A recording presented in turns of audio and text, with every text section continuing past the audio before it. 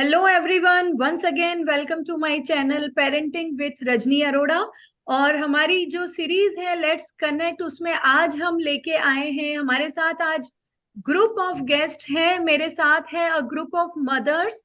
और आज अब एक ग्रुप डिस्कशन करने जा रहे हैं about the modern age parenting and to know the perspective of parents about the modern age parenting. तो मेरे साथ जुड़ी हुई हैं आज हमारी गेस्ट, और मैं चाहूंगी आप सभी welcome to my this series let's connect, Sapna ji, Vijeta ji, Meenu ji and Pinky ji. और मैं चाहूंगी हमारे ऑडियंस के लिए एक बार अपना ब्रीफ इंट्रोडक्शन आप सब दे दें। सपना जी। मैं जय जिनेन्द्र। मैं सपना सुराना। मैं जी सपना जी, आप क्या करती हैं? मैं हाउस मेकर हूँ।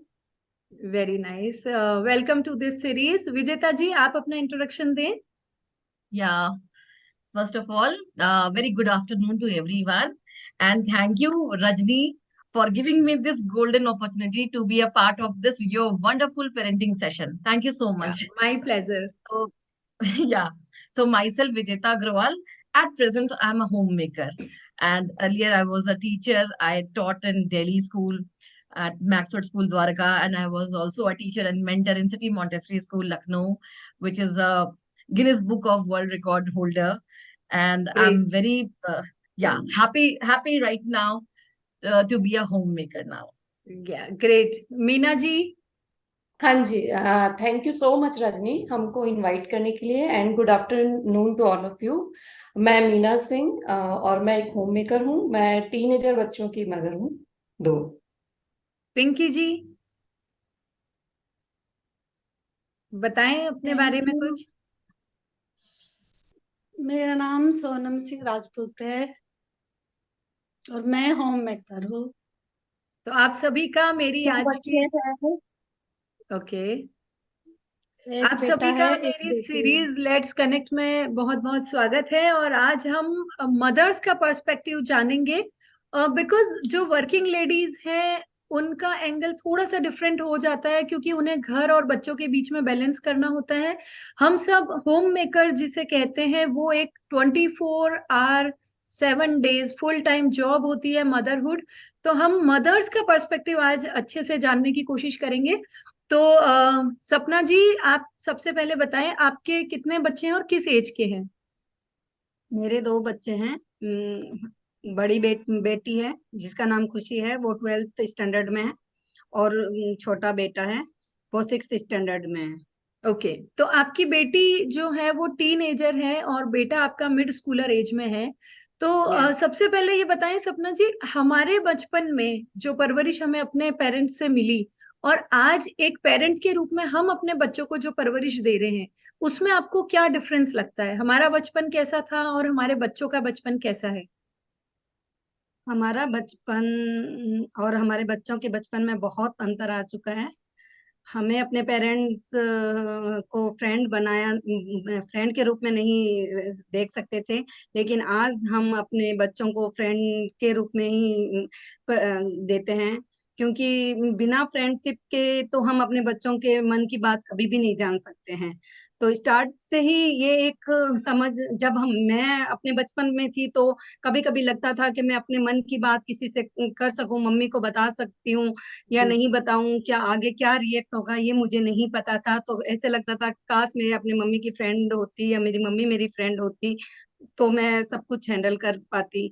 बट ये चीजें मैंने अपने बच्चों के साथ शेयर की है। मैं अपनी बेटी की बहुत अच्छी फ्रेंड हूँ और हम दोनों का रिलेशन एक फ्रेंड के साथ साथ एक अच्छी माँ और बेटी का भी है।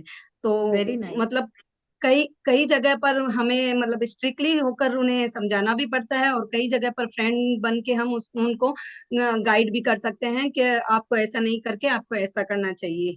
तो मेरे लिए पेरेंटिंग अभी बेटी के लिए तो मेरे बहुत अच्छे से मेरे टीनेज मतलब निकल रही है। अब देखते हैं बेटा जब टीनेजर में आएगा तो क्या बॉन्डिंग रहती है। बिल्कुल बिल्कुल, बहुत अच्छी बात आपने बताई सपना जी की फ्रेंडशिप जो है, कम्युनिकेशन जो है वो बहुत जरूरी है बच्चों के साथ। मीना जी, आपके बच्चे किस एज के हैं? जी, मेरी बड़ी बेटी है 22 ईयर ओल्ड, और मेरा छोटा ग्रेट। बेटा है 18 ईयर ओल्ड। ओके। तो बेटी एमबीबीएस कर रही है और बेटा बीबीए सेकंड ईयर में है। Very nice. तो आप कहीं ना कहीं पेरेंटिंग के उस पड़ाव पे पहुंच चुकी हैं जहां बच्चे अब बच्चे नहीं दोस्त बन चुके हैं। तो आपका हाँ। क्या पर्सपेक्टिव है अपने बच्चों की परवरिश में? आप क्या चीजें फेस कर रही हैं और क्या आपकी सोच है आज के जमाने की पेरेंटिंग को लेकर? नहीं, देखिए, जैसा सपना ने कहा कि जब हम छोटे थे, जब हम बच्चे थे, तो हमें पेरेंट्स के साथ में एक डिस्टेंस होता था, है ना, कि बिल्कुल। भाई हम अपने पेरेंट्स को हर बात नहीं बोल सकते या हमें उनके साथ डिसिप्लिन में रहना है। लेकिन अब जब हमारे बच्चे हो गए हैं तो हम, वो ऐसा नहीं रहा है, अब वो हमारे राइट। फ्रेंड्स हो गए हैं। कई बार जैसे कुछ चीजें हमें नहीं आती है तो बच्चे हमें बताते हैं, गाइड करते हैं कि मम्मी ऐसे नहीं होता है, ऐसे होता है। कई बार हम उन्हें बताते हैं कि बेटा ये सही है या ये गलत है। तो अभी वो सिचुएशन और इक्वेशन दोनों चेंज हो गई है, अब पेरेंट्स बिल्कुल। और बच्चों के बीच में फ्रेंड्स का कनेक्शन ज्यादा हो गया है। पेरेंट्स भी पहले जितने स्ट्रिक्ट नहीं रहे हैं और बच्चे भी पहले से जैसे बहुत ज्यादा इंटेलिजेंट हो चुके हैं, अपडेट हो चुके हैं, तो चेंज आ रहे हैं इसमें बिल्कुल। बिल्कुल। जनरेशन। बिल्कुल। तो कहीं ना कहीं हमारा अनुभव और हमारे बच्चों की जो नॉलेज है, अपडेटेड नॉलेज, वो दोनों मिलकर एक बिल्कुल। अच्छे बॉन्ड के रूप में डेवलप हो रही है। बॉन्ड के रूप में विजेता जी, डेवलप हो रही है। आपके बच्चे किस एज के हैं? हाँ, मेरे दो बेटे हैं, एक 14 ईयर का है और एक 8 ईयर का ओल्ड है। ओके। टीन और प्री टीन, और दोनों तीन, बॉयज हैं? दोनों बॉयज हैं। तो क्या क्या सरकमस्टेंसेस आपको फेस करनी होती है डेली रूटीन में उनकी अपब्रिंगिंग को आ, लेकर?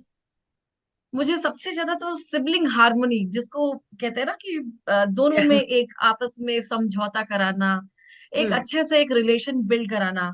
तो मुझे तो ये बहुत बड़ा चैलेंज फेस करना पड़ता है अगर दोनों को अपब्रिंगिंग में। राइट। एंड मोर ओवर मैं बिल्कुल सपना जी और मीनू जी से सहमत हूँ कि आजकल जैसे कि पेरेंटिंग होता है, हमने अपने बच्चों को फ्रेंड्स बना लिया है, वो बच्चे हमसे सारी बातें शेयर करते हैं और उनको और एक एक नई एक मोटिवेशन और गाइडेंस देते हैं। और बच्चों से ऐसा डेवलपमेंट कर दिया है मैंने भी रिलेशनशिप में कि वो अपनी सारी फ्रेंड्स की बातें बताते हैं। और कभी कभी के टाइम होता है कि मम्मा इसमें क्या करना चाहिए, व्हाट शुड आई डू, तो मैं उसको बताती हूँ कि as a friend, as a mentor, as a guide, कि what is the most appropriate thing for your life, अभी what is the best thing to choose. तो मैं दोनों के बीच में ऐसे ही रिलेशनशिप स्टैब्लिश भी करती हूँ अपने साथ और उनको ऐसे ही गाइड करती हूँ। ग्रेट। अच्छा पिंकी जी, नाम आपका सोनम है बट मैं बार बार पिंकी बोल पा रही हूँ आपको। सोनम जी, आप बताएं आपके बच्चे किस एज के हैं? मेरे बच्चे 16 साल की बेटी है, 13 साल का बेटा है। ठीक है। तो आपको क्या लगता है, बेटी आपके ज्यादा करीब है या बेटा? दोनों ही, दोनों बेटा ही भी है। बेटी भी सेम। ओके। अच्छा, आप दोनों की परवरिश में क्या डिफरेंस फील करती है? मतलब दोनों में से कौन आपसे खुल के ज्यादा बात करता है, या क्या क्या प्रॉब्लम आप फेस करती है उन दोनों की परवरिश में, और कैसे उनको डील करती है? खुल के तो ज्यादा बेटी बात करती है, बेटा नहीं करता है। जी। और क्या क्या प्रॉब्लम आपको लगती है कि दोनों की परवरिश में क्या प्रॉब्लम आपको लगती है कि ज्यादा फेस करनी पड़ रही है आपको? नहीं, प्रॉब्लम तो ऐसा कुछ है नहीं। जी। और क्या तरीका रहता है आपको उनके साथ कम्युनिकेशन का? मतलब बातचीत के अलावा और क्या तरीके हैं जिससे आप कोशिश करती हैं कि बेटा भी आपसे खुल के हर चीज शेयर कर सके? बेटा तो, बेटी खुल के करती है शेयर, जो भी बातें होती है, मम्मी हम्म। ऐसा ऐसा। बेटा इतना वो नहीं है, वो अपने में ओके। मस्त है। अच्छा अच्छा। ओके। तो सपना जी, अब आप ये बताएं कि बेटी जैसे आपने बताया 12th में है आपकी, अब कॉलेज हाँ। गोइंग होगी, करियर को लेके कितना बच्चों में चेंज आया है सोचने में? जैसे हम जब इस मोड़ पे थे कि 11th 12th में है, करियर को लेके हम उस समय जिस तरह से सोचते थे या पेरेंट्स के गाइडेंस पे चलते थे, आजकल के बच्चों को लेकर या अपनी बेटी के मामले में आप क्या सोचती हैं कि करियर को लेके क्या चेंज आया है बच्चों की नॉलेज में या उनकी सोच में?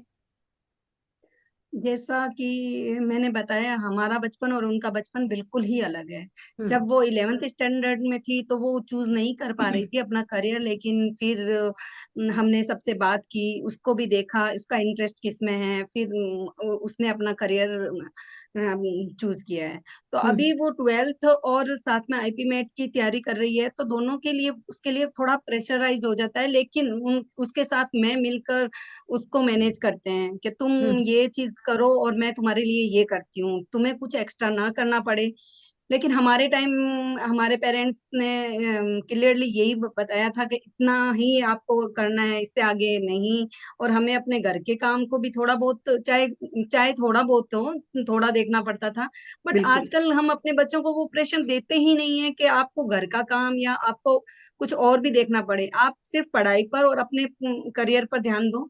इससे कि बच्चे क्या है, कंफ्यूज नहीं रहता है कि मुझे क्या करना है क्या नहीं। और वो सारे, यदि उसे कोई प्रॉब्लम होती है तब भी वो मुझे बोलकर वो प्रॉब्लम सॉर्ट आउट कर लेते हैं हम लोग। तो बिल्कुल। इतना हमारे और उनमें बहुत अंतर है। हमारे पेरेंट्स ने उस वक्त शादी का ज्यादा था कि हमें 22 की एज में शादी करनी होती है या 23 तक, मतलब जो भी पढ़ाई आप करो उसके बाद आपकी शादी की है। लेकिन आज वो बात नहीं रही है, शादी के लिए कोई सोचता नहीं है। शादी के लिए पहले ये होता है कि अपने पैरों पर तुम खड़े हो जाओ, खुद को संभाल लो, फिर आप अपनी शादी के बारे में या अपने आगे के बारे में अच्छे से क्लियरली सोच सकते हो। तो वो बिल्कुल। ही है बस। और तो कहीं ना कहीं सोच में बहुत बड़ा फर्क आया है। पहले प्रायोरिटीज, और स्पेशली शायद सपना लड़कियों के केस में ज्यादा होता था कि हाँ 20-22 की बिल्कुल, एज हुई, ग्रेजुएशन हुआ और शादी को प्रायोरिटी दी जाती थी। और मेरे आजकल साथ तो ऐसा ही हुआ था। बिल्कुल, और पेरेंट्स की सोच में हम ये चेंज लेके आए हैं कि शादी से पहले करियर बनाना या इंडिपेंडेंट बनाना ज्यादा जरूरी है, चाहे बिल्कुल, वो बेटा है या बेटी है। बिल्कुल। आज के दौर में तो ये बहुत जरूरी है इंडिपेंडेंट होना। और बिल्कुल। तो बच्चे पर डिपेंड करता है कि वो क्या चुनता है आगे जाकर। राइट। हम सपोर्ट ही कर सकते हैं सिर्फ। बिल्कुल। मीना जी, आपके बच्चे तो दोनों ही उस मोड़ पे आ चुके हैं जहां उन्होंने अपना करियर सेलेक्ट कर लिया है। तो जी, आप क्या सोचती है, करियर सेलेक्ट करने के मामले में बच्चों का खुद का कितना वो इन्वॉल्वमेंट रहा, और आपका या आपके हस्बैंड का कितना गाइडेंस रहा बच्चों को करियर चूज करने के लिए, जो भी उन्हें चुना? मतलब कि जब 10th हो गया था मेरी डॉटर का, तो वो कंफ्यूज थी कि मैं बायो लूं या क्या लूं। मतलब उसका साइंस में तो इंटरेस्ट था, बट वो फिजिक्स से बहुत घबराती थी। तो ये था उसे कि भाई मुझे मेडिकल फील्ड में ही जाना है और मुझे यही करना। थोड़ा वो डिटरमाइन भी थी कि उसको क्लियर भी था कि उसे ये करना है। फिर हम लोगों ने, मैंने और मेरे हस्बैंड ने उसके लिए अच्छे से इंस्टीट्यूट की सर्च किया। फिर हम लोग जयपुर शिफ्ट हुए उनके पढ़ाई के लिए। तो ओके। दोनों का मिलकर के हमने किया। लेकिन जब बेटे के ऑप्शंस की बात आई तो बेटे ने अपने आप ही सेलेक्ट कर लिया कि मुझे बीबीए करना है, मैं इसी फील्ड में आगे जाना चाहता हूँ। तो मुझे एज ए कैरियर के लिए बच्चों के लिए बहुत ज्यादा वरी करने की जरूरत नहीं हुई। बस मुझे उन्हें सपोर्ट करना पड़ा कि भाई आपके लिए हम ये अपॉर्चुनिटीज लेते हैं। उनके जहाँ कोचिंग में उनके एग्जाम्स होते थे तो मैं उनके साथ जाती थी। और इस तरह से मतलब बेटा बेटी दोनों कह सकते हैं कि बेटी 8 के बाद में उसका क्लियर हो गया था कि उसे मेडिकल ही करना है। तो हमने फिर 8 के बाद उसकी प्रिपरेशन किया। हमने सर्च किया अच्छे कॉलेजेस अच्छे स्कूल्स की कहाँ वो जा सकती है, और उसके नीट के लिए उसके कोचिंग अच्छे हमने आइलैंड वगैरह ढूंढे। तो हम दोनों ने, मतलब मेरे हस्बैंड ने और मैंने, हम दोनों ने मिलके किया। पर राइट। जब बेटे की बारी आई तो बेटे ने अपना कॉलेज को सेलेक्ट कर लिया और मैं बता दिया कि मैं मणिपाल में ही जाना चाहता हूँ। मैं बहुत ज्यादा आगे, मुझे बाहर नहीं जाना, अभी मणिपाल जाना है। और वो आगे वो एमबीए के लिए बाहर जाने के बारे में कह रहा है। तो हम उस बारे में सोच रहे हैं कि कहाँ भेज सकते हैं उसको। राइट। तो कहीं ना कहीं आजकल के बच्चे इतने स्मार्ट और एक्टिव हो गए हैं कि बच्चे करियर स्मार्ट को हो गए लेके, हैं। बिल्कुल, करियर को लेके भी वो लोग मतलब पूरा इन्वॉल्वमेंट रखते हुए अपनी सोच हमारे सामने रखते हैं, और उन्हें बस हमारे थोड़े मोटिवेशन और सपोर्ट की थोड़े हमारे जरूरत गाइडेंस और मोटिवेशन की है। जरूरत होती है। होता ये था कि जब मेरी डॉटर का 12th का एग्जाम और नीट जब साथ थे तो वो टाइम थोड़ा क्रूशियल था हम सबके लिए, लाइक बेटी के लिए, मेरे लिए, मेरे हस्बैंड के लिए। तो हम्म। वो कई बार वो डिप्रेशन में भी आ जाती थी, इमोशनल हो जाती थी कि इतना सारा मैं कैसे कर पाऊंगी। फिर हम, मैं उसके साथ जब उसके एग्जाम होते थे उसके साथ साथ मैं जागती थी कि बेटा तुम परेशान मत हो। उसको मोटिवेट करती रहती थी कि कोई नहीं होगा तो कोई बात नहीं, नेक्स्ट टाइम ट्राई कर लेंगे, और भी ऑप्शन है। हम्म। मतलब कि आप परेशान नहीं हो। तो राइट। इस कारण वो धीरे धीरे उसको, बच्चों को क्या एक्चुअली हम पेरेंट्स का मोरल सपोर्ट ज्यादा चाहिए होता है बिल्कुल। आजकल ये है। क्योंकि कैरियर के बारे में वो क्लियर होते हैं, मतलब 10th आते आते बच्चों को क्लियर हो जाता है कि हमें ये करना है, या 12th तक तो एग्जैक्टली वो क्लियर हो जाते हैं। Right parents, as a parents हमको सिर्फ ये करना होता है कि हमें उन्हें मोटिवेट करना होता है, उन्हें सपोर्ट करना होता है और गाइड करना होता है कि कहीं वो बाहर जाकर के कुछ उनके साथ गलत ना हो, वो हमें थोड़ा सा कंसर्न उनके लिए रखने पड़ते हैं। बिल्कुल। ये बात। विजेता, आपके बच्चे तो अभी टीनेजर्स हैं, स्कूल गोइंग है, तो व्हाट डू यू फील, अभी कुछ ऐसा है उन लोगों के दिमाग में करियर को लेके कुछ सोच बन रही है? हाँ, मेरा बेटा 8th में है, और अभी अब बस उसका ग्रेजुएशन होने वाला है, 9th में जाने वाला है। बट व्हाट आई फील कि वो बहुत ही कॉन्शियस है अपने स्टडीज ओके। को लेकर, अपने टाइम टेबल के लिए।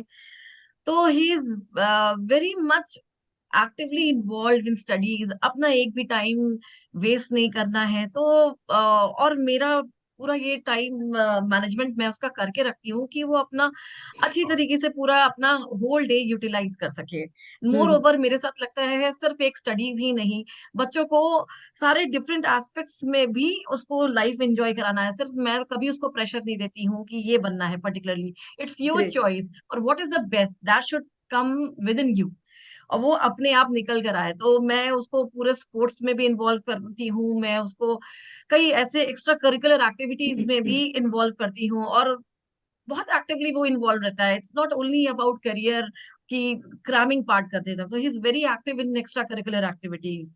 That's very nice.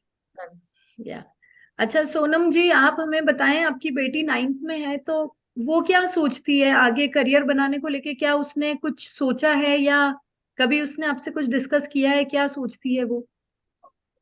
अभी तक तो ऐसा कुछ नहीं है। हम्म। 9th आगे, क्लास में। हाँ, आगे जाके क्या करना चाहती है, इस मुद्दे पे कुछ बात की है उसने आपसे? नहीं, ऐसा तो कुछ नहीं। जी। तो और आपको क्या लगता है क्या करना चाहिए? बेटियों को पढ़ाना कितना इम्पोर्टेंट है? आज के जमाने के अनुसार तो इम्पोर्टेंट है, बेटियों को पढ़ाना चाहिए, अपने पैरों पर खड़ा होना चाहिए। बिल्कुल। ठीक है। अच्छा, हमने बच्चों की परवरिश और पेरेंटिंग में जो हमारी एज में डिफरेंस था उस पे और करियर पे बात की। एक सवाल मैं आप सबसे पूछना चाहूंगी। बच्चों की अपब्रिंगिंग में मदर का तो नो डाउट बहुत अहम रोल रहता है। आप लोग क्या सोचते हैं, फादर का रोल कितना इम्पोर्टेंट है बच्चों की परवरिश में? आई थिंक फादर का रोल तो बहुत इंपॉर्टेंट होता है, बिकॉज एक फादर को एक रोल मॉडल होना चाहिए। अगर hmm. If a father is discipline, अगर वो टाइम से अगर उठते हैं, अपने पेरेंट्स को एक रिस्पेक्ट करते हैं, और he is having a discipline life hmm. Towards. अभी फादर का तो रोल जॉब होता है कि वो अपने करियर पे फोकस होना, to look after the whole family. तो I think father plays a very important role in nurturing child's life। Right. और एक फादर को देख के ही बच्चों को भी बहुत मोटिवेशन होता है। बिल्कुल। तो आई थिंक ही, हाँ। फाइन। तो सपना जी, मीना जी, सोनम जी, आप लोग क्या हाँ, कहना चाहेंगे? फादर, हाँ, जब पेरेंट्स बनते हैं तो मतलब मदर एंड फादर, तो हम जब पेरेंट की बात करते हैं तो not only mother but also father. तो जितना रोल मदर का है उतना ही एग्जैक्ट उतना ही रोल फादर का भी होता है बच्चे की अपब्रिंगिंग में। कि जब हम हम्म। किसी बच्चे को देखते हैं तो हम ये देखते हैं कि इन दोनों मदर और फादर ने क्या इनका योगदान होगा कि बच्चा ऐसा है, चाहे वो अच्छा होता है या बुरा होता है। तो बिल्कुल। मदर का काम ये होता है बच्चे का हेल्थ का ध्यान रखना है, उसकी स्टडीज का ध्यान रखना है, उसके मोरल सपोर्ट का, राइट। फादर उनको फाइनेंशियली सिक्योरिटी देते हैं, प्लस उनको आगे ले जाने में, गाइड करने में फादर का बहुत रोल होता है। तो जो बच्चे फादर के साथ शुरू से रहते हैं, वो जैसे मदर घर पे है, हाउस वाइफ है, हम लोग होम मेकर है, तो हम लोग घर पे रहते हैं। फादर बाहर से कनेक्ट होते हैं, तो बाहर क्या अच्छा है क्या बुरा है वो बच्चों को बताते हैं और उसके हिसाब से बच्चों को प्रिपेयर करते हैं। तो फादर का रोल भी बहुत इंपॉर्टेंट होता है बच्चों की लाइफ में। तो जैसे फादर होंगे बच्चे भी उनकी रेप्लिका ही कह सकते हैं, बड़े होने के बाद वैसे निकल हो जाते हैं। तो अगर बिल्कुल। फादर अच्छे हैं तो बच्चे भी अच्छे होते हैं, मेरा ही बिल्कुल। मानना है। जी सपना, आप कुछ कह रही थी? मदर एंड फादर दोनों का रोल होना बराबर ही होता है, बट कई कई केसेस में ऐसे होता है कि फादर बाहर रहते हैं और मदर को ही अपने बच्चों को देखना होता है।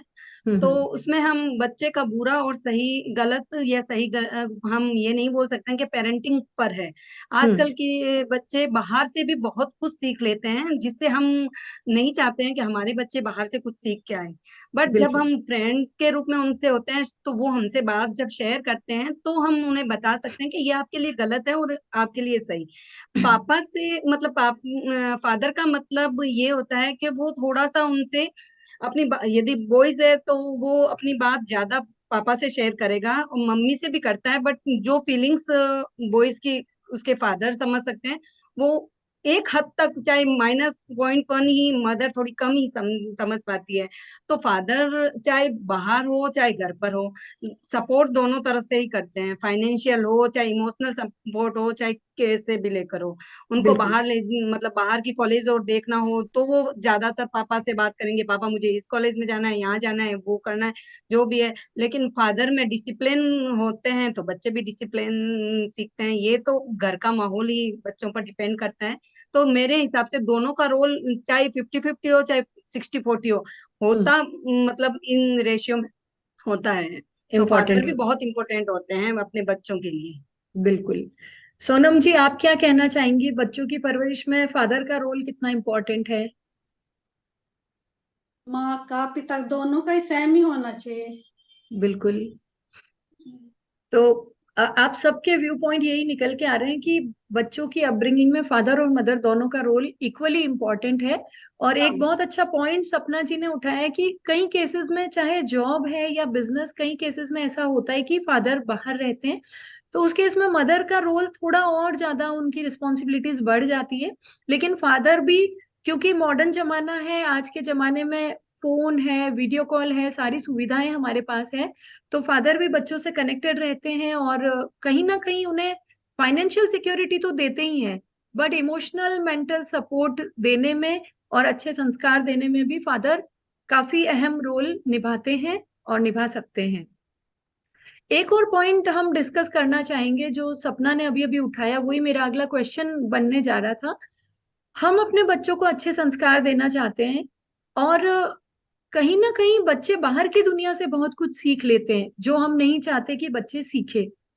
उस चीज पे आपके क्या व्यू पॉइंट है कि कैसे हम उसको कंट्रोल कर सकते हैं, या क्या चैलेंजेस हम फील कर रहे हैं कि हम अपने बच्चों को ये चीज सिखा रहे हैं कि झूठ नहीं बोलना, लेकिन बाहर अपने फ्रेंड्स में जाकर वो ऐसी चीजें डेली लाइफ में देख रहे हैं। हम अपने बच्चों को सिखा रहे हैं स्मोकिंग या ड्रिंकिंग बुरी बात है, लेकिन बाहर की दुनिया में, स्पेशली जब टीनेजर बच्चे हैं, वो देख रहे हैं कि उनके पीयर ग्रुप में ये चीज बहुत कॉमन है, तो बच्चे उसको कैच करते हैं। क्या ये इशू इम्पोर्टेंट है, बड़ा है, और कैसे इसको डील किया जा सकता है? आप लोग क्या सोचते हैं? क्योंकि मेरे बच्चे दोनों बड़े हैं और कॉलेज गोइंग हैं, स्पेशली ये लड़कों के साथ ये इशू बहुत होता है राइट। कि वो बाहर गया है, राइट, और वो उसके दोस्त हैं। मैं अपने बेटे की बात करती हूँ, वो रोज शाम को आके मुझे बताता है कि मम्मी हमारे ग्रुप में इस कुछ लड़के वाइन भी पीते हैं, कुछ स्मोकिंग भी करते हैं। तो मैं उसे बोलती हूँ कि भाई तुम्हारा क्या, तुम क्या करते हो, तुम क्या सोचते हो इस बारे में? तो बोलता है कि मम्मी इन सब चीजों में मुझे तो नहीं पढ़ना है, क्योंकि इससे मेरी मेरी हेल्थ खराब होगी, आप लोगों का तो कुछ नहीं होगा। तो राइट। हम बस बच्चों को ये बता सकते हैं कि भाई बाहर जो भी बुरा तुम देखते हो, सोचो कि अगर तुमने वो बुरा किया तो तुम पे क्या असर होगा। हम बाकी सबको तो नहीं सुधार सकते, बस अपने बच्चों एग्जैक्टली। को ये बता सकते हैं कि तुम्हें कैसे रहना है बाहर जाकर के, क्योंकि बाकी सब तो हमारे हिसाब से नहीं होते हैं। सिर्फ हम अपने हिसाब से रह सकते हैं, अपना कंट्रोल रखें कि बाहर जाकर के हमको सही रहना है। तो ये रोज शाम को ये डिस्कशन भी मेरा और मेरे बच्चों के बीच में होता है।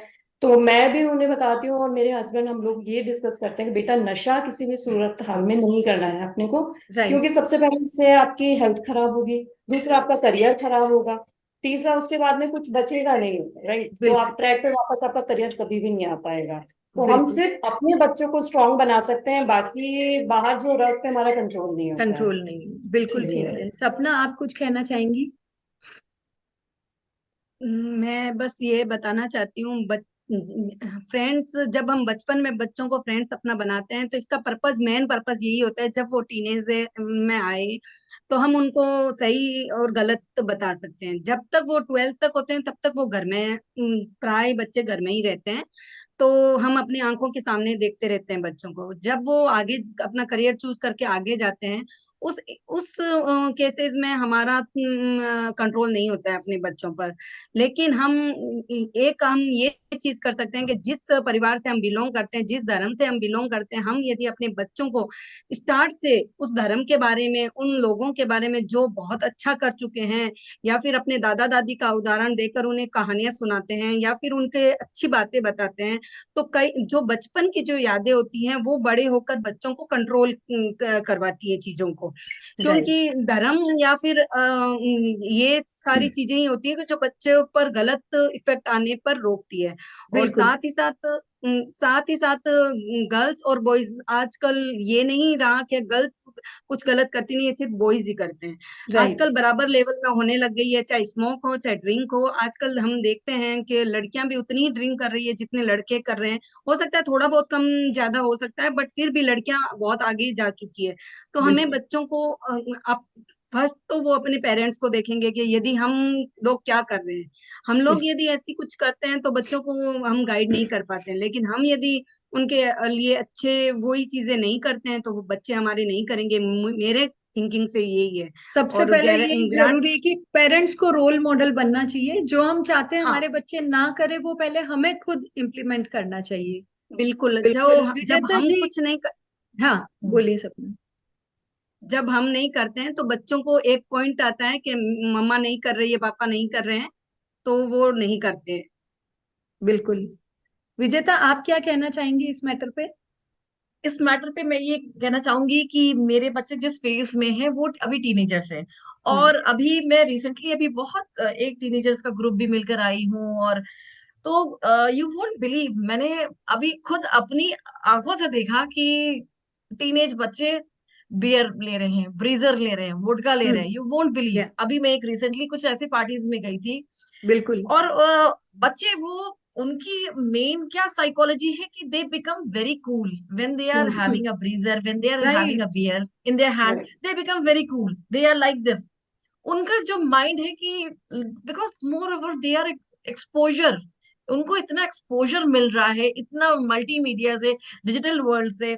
तो उनको, हमको ये एज अ पेरेंट हमारा जो हम बच्चों को समझाएंगे, अपने बेटे को मैं तो ये समझा सकती हूँ, मैं उसको ये बता सकती हूँ कि बेटा वो जो कर रहा है, you don't have to adept that, you don't have to follow that, लेकिन what is the right thing आप खुद जानते हो।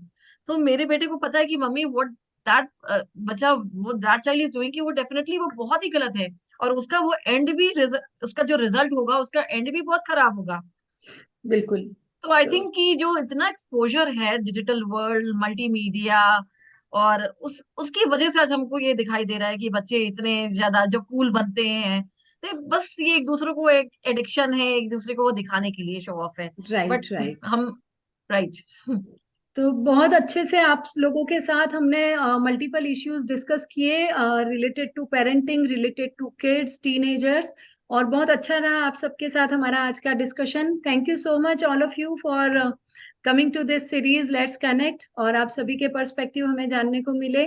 थैंक यू सपना जी, thank you Vijeta ji, thank you Meena ji, thank you Sonam ji, thank you all of you. Thank you Rajni, thank you so much. Thank you so thank you much. So much. Thank you.